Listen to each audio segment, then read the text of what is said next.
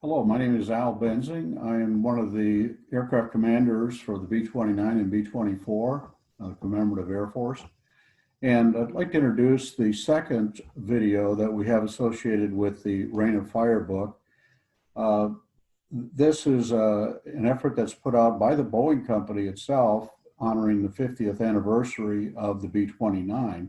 So this was back in 1992. And it's really an interesting work that they did. We, of course, are offering this book as one of the incentives in our fundraising effort because we've had to cancel our Air Power History Tour this year because of the COVID. So if you are able to and interested in donating to our cause, cafb29b24.org, and with a donation of $129, we'll be happy to send you this specific special edition, which is the FIFI 75th birthday edition of this particular book. So it's a great book, and I know you'll enjoy it. Just a few words about the video that you're about to see. The way they frame this is very interesting. They take a young recruit and set him up to go to training as a flight engineer in a B-29, and he proceeds to go through training and then is initially working on the aircraft for the Battle of Kansas that, if you're not familiar with, you'll find some interesting information in this video about. And then off to war, flying missions out of the Marianas Islands over Japan. It also covers the area of Korea and how the B-29 fared there. And then after the war, how it was used to carry the X-1 for breaking the sound barrier. And then one of the really neat treats of this video is that at the end, they show the flight crews getting together in a reunion for this 50th anniversary. And we're very honored to see that FIFI, our own B-29, is featured for this. Boeing is doing some work on this aircraft, refurbishing and painting, and it's just a heartwarming thing to see. So it's about a 30-minute video, and we hope you enjoy it, and we hope you'll support us on our Books for Bombers campaign so that we can continue to fly in 2021 when we're back on tour. So thank you very much.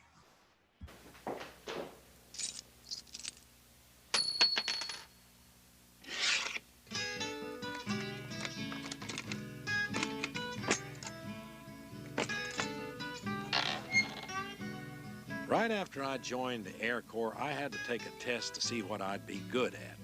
Pilot, navigator, bombardier, radar operator, whatever. This is in 1943 now, and I was a 21-year-old farm kid. When they called us together to announce the results, they said they had so many qualified people that it would be quite a while before anyone from our group could get into flight school. Well, this was pretty disappointing to a bunch of guys who were chomping at the bit to get into the war. But then another officer came in and asked if any of us had any engineering experience. I'd had 2 years of electrical engineering in college, so I put my hand up. He took us into another room and told us they were creating a brand new crew position for this big new super bomber that Boeing was building. The Air Corps wanted men with engineering experience to fill this position. Were we interested? Well, you bet.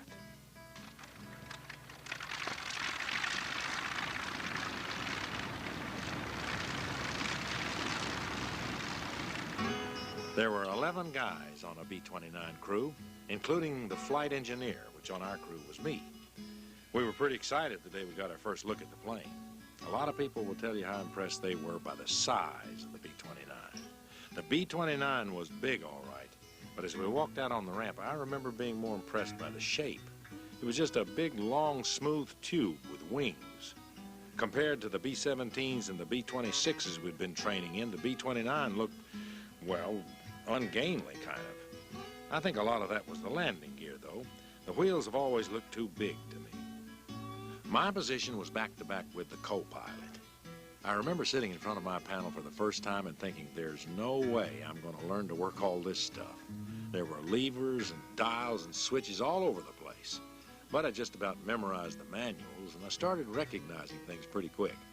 There were the throttles, mixture controls, magneto switches, fuel transfer switches. There was a row of switches labeled cowl flaps. I didn't know it at the time, of course, but those doggone cowl flaps were going to give us more grief than the enemy, at least in the beginning. As I looked around the plane, I began to see the logic behind that long tube fuselage.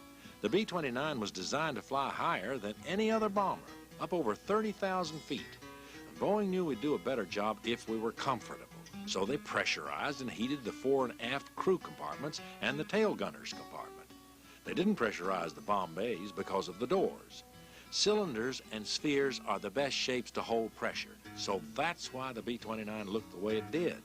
The fore and aft compartments were connected by a pressurized tunnel. We didn't care much for that tunnel, though. Crawling through it in flight was a pretty spooky deal. The B-29 was also designed to fly faster than any other bomber. It had what they called a high-speed, low-drag wing. The trick was to get this long, narrow wing to fly slow enough to land. A Boeing engineer named George Schuyler figured out that by adding what they called Fowler flaps to this high-speed wing, we could have a top speed of almost 400 miles an hour and a touchdown speed of less than 100.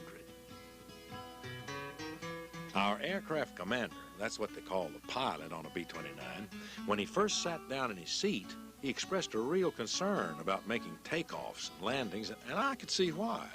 He sat way up there off the ground, way off to the side of the center line, and way back from that curved windshield.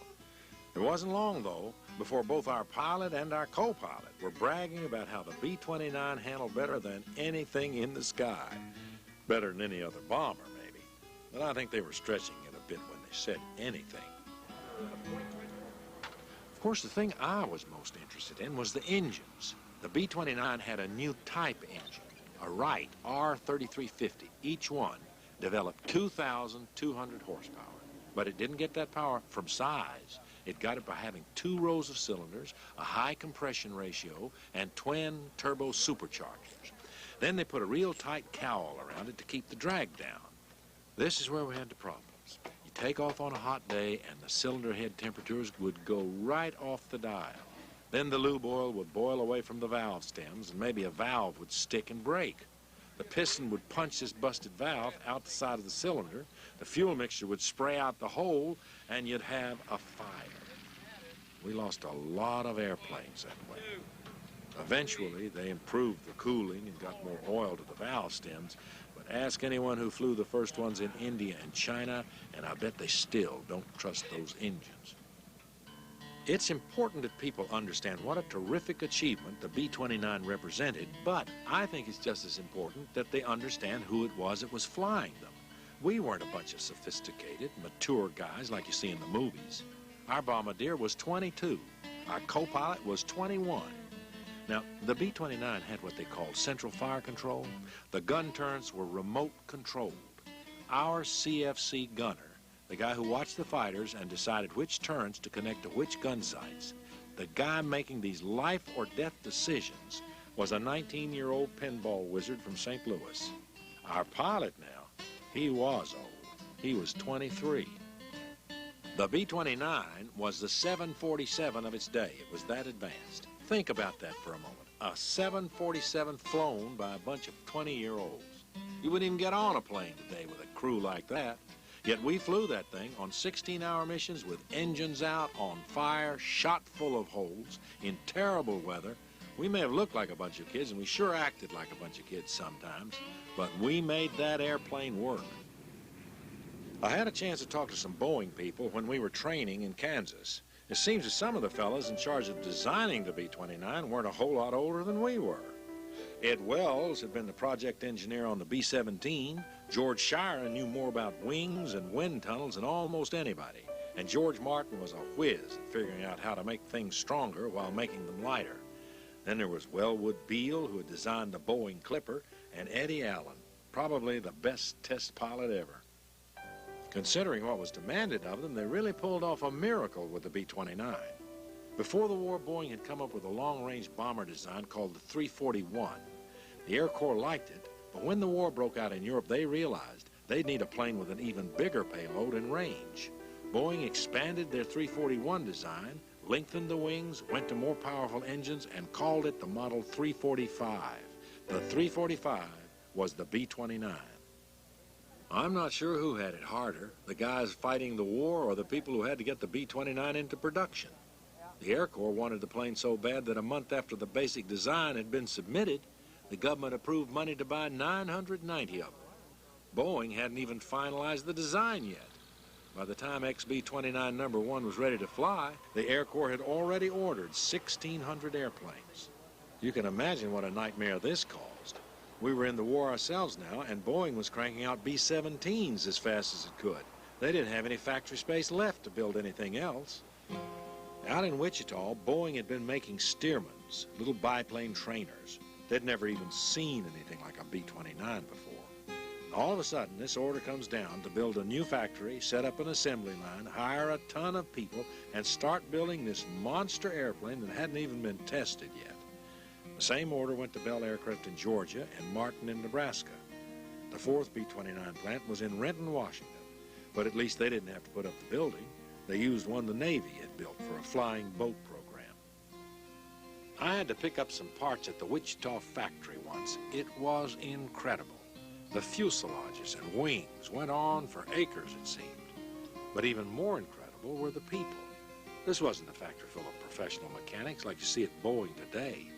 The B-29 was built by housewives and secretaries and oil rig workers and store clerks and farm hands, all of them working their hearts out to help win the war. When we started flying combat missions from India and China, we were still working the bugs out of the airplane. But what we had to deal with was nothing compared to the problems they'd had to solve with the first ones. Aerodynamically, the B-29 was an outstanding design right from the beginning. The fact they never changed the shape proves that. But the more complicated an airplane is, the more problems it's going to have in the beginning. And the B-29 was the most complicated airplane in the world. Add the pressure everyone was working under, and you've got the perfect setup for mistakes. They almost lost XB-29 number 3 because someone got the aileron cables backwards. But the worst problems were engine fires. Eddie Allen was a legend as a pilot, but even he couldn't save XB-29 number 2 when fire spread through the wing and into the cockpit. Eddie's death was a terrible loss, not just to Boeing and the B-29 program, but to all of aviation. But the testing had to go on. The factories were already building the planes. General Hap Arnold had created the 20th Air Force specifically for the B-29. His goal was to get 175 planes into combat by March 1944. We kept waiting for orders to go pick up our airplanes, but nothing happened. Then I got orders to report to an airfield in Kansas, Pratt, Kansas. When I got there, I found out why we didn't have our B-29s yet. The planes were a mess. The fixes to the problems that were showing up in flight test had to be put into the planes on the assembly line and the ones that were already finished out on the ramp. The original glass panels in the nose distorted the pilot's view, so they all had to be replaced. Then they had to open up the wings of the completed planes to beef up the wing structure. Tearing apart a finished airplane isn't something you want to do anyway, but doing it outside in one of the coldest winters on record makes it even worse. The fact that all the changes were made without slowing production tells you something about the kind of people who were building the plane. The real hang-up occurred after the planes were delivered. The Air Corps had their own set of changes. They wanted to modify the gun system, put fuel tanks in the bomb bays, change the radio gear, all kinds of things. The Air Corps mechanics doing the work tried their best, but they'd never worked on anything like the B-29 before. When I got to Pratt, the wiring in the planes was so screwed up that flipping on the panel lights would sometimes open the bomb bay doors.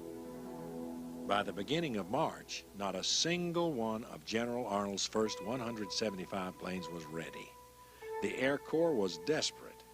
Boeing and Wright and subcontractors like General Electric pulled their top people off the assembly lines and sent them to the modification centers. Even crew chiefs and flight engineers like me were sent up there to help get the planes ready. It was so cold, we could only work 20 minutes at a time.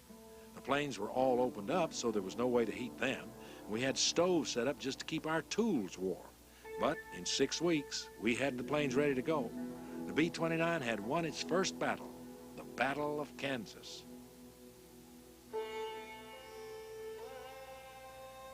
The plan, which of course we didn't know anything about, was to base the B-29s in India with advanced bases across the Himalayas in China. This would put us within striking distance of enemy strong points in occupied China and clear down the coast to Singapore. Even more important, by filling the forward bomb bay with fuel tanks, we would be able to reach the southern end of Japan itself. While Boeing was building our airplanes, the Chinese were building our runways. This was no dump truck bulldozer operation. They built the runways by hand. When they needed gravel, they made gravel.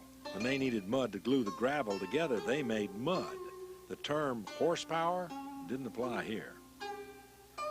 A few weeks after I was sent to Pratt, the rest of my crew showed up, and we were finally assigned our very own B-29.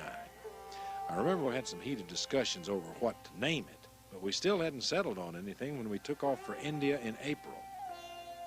Our bases in India were pretty grim. The water was bad, there wasn't any ice, and there wasn't any beer. The heat and humidity were exhausting. The simplest task wiped you out. By mid-morning, the aluminum would be so hot you couldn't touch it without getting burned. We had to rely a lot on Yankee ingenuity. We changed flat tires by pulling the planes up a homemade ramp with a tractor. We changed engines, and we changed them a lot, with homemade A-frames and chain hoists. Then at night you'd lie in your bunk and hope the scratching noise on the floor wasn't a cobra. We flew the longest missions of anyone in the war. 16 or 17 hours from India to Singapore and back was not unusual. The missions we flew from China were shorter, but they involved a lot more work. Everything we needed, bombs, gas, ammo, you name it, had to be flown over the mountains to our airstrips in China. We'd have to fly 7 missions over the hump to stockpile enough stuff for one bombing mission. People ask me what was the most dangerous thing about flying in the war. That's easy, the takeoffs. The B-29 was designed for a gross weight of about 120,000 pounds. We loaded them to 140,000 pounds. It took all the power we had just to get off the ground. The only way I could keep the engines from burning up was to open the cowl flaps. But the flaps added drag. So now we were in danger of running out of runway before we reached flying speed. We were stuck. The pilot wanted acceleration and I wanted cooling. And if either one of us got what we wanted, there was a good chance we'd all end up dead. That's where those cowl flap switches came in. As we'd accelerate down the runway, I'd ease the cowl flaps closed as much as I thought I could get away with. The engines would still overheat, but we didn't have any choice. Every takeoff was a gamble. Will we get in the air, run off the runway, or blow up the engines? We'd find grass and bushes in the landing gear sometimes. It was that close. Fighters, flak, weather, they were nothing compared to the takeoffs. We had another takeoff problem in China. The Chinese believed you could cure bad luck by killing the evil spirit that was following you. Apparently, they figured the best way to kill an evil spirit was to run over it with a B-29 because they kept dashing across the runways in front of our airplanes. Here's some of them doing it here. The evil spirits weren't the only losers, though, because occasionally these fellas ended up in the props. It was a bad deal, but we couldn't get them to stop doing it. You had a lot of time to think on a 16-hour mission. Mostly we thought about home and girls and whether we'd have enough gas to get back to base. If we lost an engine, we wouldn't burn as much fuel, but we wouldn't go as fast either. No matter how bored people said they were, you always worried about having enough fuel to get back. I lost a lot of friends to empty fuel tanks. When we got back, we'd start the cycle all over again. Fix the planes, fly the hump, fly a mission. Fix the planes, fly the hump, fly a mission. The same day we flew our first mission from China, the Marines landed on Saipan in the Marianas Islands. By late 1944, airstrips had been built on Saipan, Tinian, and Guam, and B-29 operations were shifting from India and China to the Pacific. Most of our original crew had gone home. Our co-pilot had become an excellent aircraft commander in his own right, and he and I went to the Marianas with a new crew and a brand new plane. Our old one ended up in a ditch. It hadn't been without its problems, but it had hung in there for us over the hump and on those long slugs home from the target. The replacement crew lost it on their first takeoff. A I'm glad I wasn't there to see it. Life on the island was a whole different deal. The weather wasn't as bad as India, but there was even less in the way of entertainment. Between missions, you worked on the airplanes, went swimming, worked on the airplanes, played football, worked on the airplanes, stole ice cream from the Navy, and worked on the airplanes. That was it. Life off the island was a different deal, too. The fighter opposition was fierce, and the targets were defended by radar-directed guns that were accurate. Our B-29s began taking hits. People might argue this point, but I think the B-29 stood up under punishment as well as the B-17. Our gunnery system was effective against fighters, but not against flak. We had engines knocked out, chunks of wing torn off, holes punched in the sides, but the B-29s kept flying. We also discovered we could get 5 or 10 miles an hour more speed if we washed the plane down with gasoline before a mission. We figured anything that made us harder to hit was worth the effort. Takeoffs were still a problem, though. We needed more power, but there wasn't any more to be had. Then Ed Wells and some other Boeing engineers came out to the Marianas in a specially instrumented B-29. They discovered that our engines weren't getting enough air because of the high humidity. There was almost as much water in the air as air. The only way to get the proper amount of air into the cylinders was to deliberately overboost the throttles, which of course we'd been taught never to do. When we started using Boeing's new throttle settings, our takeoff performance improved a lot. We'd fly low to save gas on the way to the target, but then we'd climb to 30,000 feet or so for the actual bomb run. This made it harder for the fighters to get at us, but our bombing accuracy from that altitude was lousy, especially if we had to bomb using only the radar. Sometimes we'd get over the target and our ground speed would be 500 or 600 miles an hour. We'd be going so fast the bomb sight couldn't compensate for it. What we discovered was the jet stream. No one had even known it had existed until we started experiencing those tremendous ground speeds in our B-29s. When we switched to low-level bombing in March 1945, our accuracy improved, but the planes started getting beat up a lot more. Sometimes a shot-up B-29 would barely make it back to base. Others would fly back without a scratch, and then the crew would find out about the hole in the brake line. I'm glad I stayed with the B-29 because I got to watch it change. In the beginning, it tended to be a big 4-engined headache, but one by one, the problems were solved, and by early '45, it had become just a terrific airplane. I lost track of how many times our airplanes saved our lives. Sometimes it was a piece of armor plate that stopped a cannon shell. Sometimes it was a fire bottle that snuffed out an engine fire. In combat, you took all these things for granted. But back on the ground, you began to realize the only reason you were still alive was because of this thing the Air Corps called a B-29. But they weren't B-29s to us. To us, our airplanes were Southern Belle and Misbehavin' and Dynamite. You don't give something that's a part of you a number. You give it a name. Things got a lot better when the Marines took Iwo Jima. Now we had a place to land if we were running low on fuel or were too shot up to make it home. And for the first time, we had fighter protection over the target. I felt bad for the fighter pilots, though. Sit in a hard, uncomfortable chair for 7 hours without moving, and you'll see why. Their crew chiefs often had to lift them out of their cockpits at the end of a mission. I was rotated home 2 days after the war ended, but the B-29s kept flying, dropping supplies to POW camps and carrying relief food to Okinawa and Japan. Then the B-29s flew home too. The wrecks were hauled away and the Quonset huts were torn down. Pretty soon, the only proof we'd been there at all were the runways the Seabees had carved into the coral. They'll probably be there forever. 5 years later, the Chinese communists poured across the border into South Korea, and we had to do it all over again.